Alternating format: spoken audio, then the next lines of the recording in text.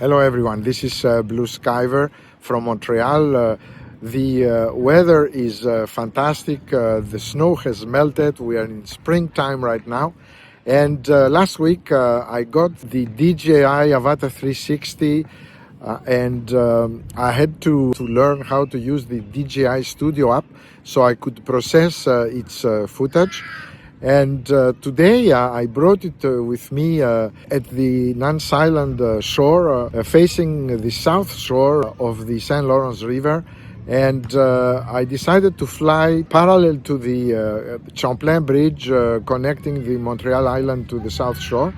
And after taking off from around the terrace, I flew it to the south shore. Then I turned around and brought it back. We can see the Montreal cityscape, and after a while I landed it on the rounded terrace. It was a very nice flight. Actually, I would like to let you know my impressions. I'm totally recommending the DJI Avata 360. It flies like a champ. It's quite robust. It's like an Avata 2 on steroids, but it doesn't fly on real FPV acro, but you can fly it on normal as well as sports mode. And I'm very glad they made it compatible with the RC2 controller, and hope that they will soon make it compatible with the RC Pro 2. So I'm going to process the video on the DJI Studio, as I said, and use the keyframes as well as the object tracking software.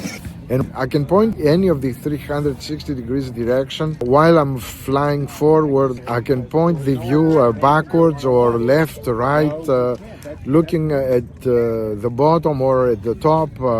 It's really amazing, and I can perform virtual rolls or split S maneuvers, as well as going in and out of an asteroid using the software.